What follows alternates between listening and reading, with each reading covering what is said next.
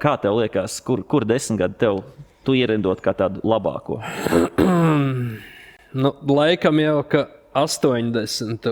kas tieši vairāk pateicoties B grupas ralliem, kad tika visi šie sporta modeļi, Audi Quattro, 205, Peugeot, R5, Renault. Nu, tas viss, teiksim tā, varbūt, ka pat savā ziņā augstākais punkts autobūvē. 60 gadi? Jā.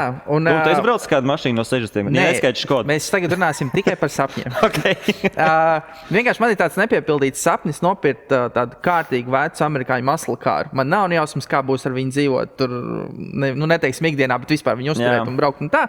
Bet vienkārši tas, kādi, vismaz manā, fantāzijā, kādi ir Camaro, tie pirmie Mustang un visi, Challenger, visi Charger, un viss tas, man tā ideja patīk. Es nezinu, kā tas būtu dzīvē.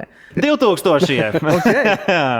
Es varu pateikt, priekšā 2000 īstenībā bija mans otrs variants. Labi, ka mēs neizvēlējāmies vienu to pašu. Ja. Bet, 2000 gadi, es varu pateikt, kāpēc. Ja. Viens ir tas, protams, ka bieži vien tajos gados, kuros tu esi uzaudzis, apmēram tie tev vienmēr iespiežās atmiņā, ka tu ražoji superlabas mašīnas, jo tu viņas bērnībā riktīgi patika.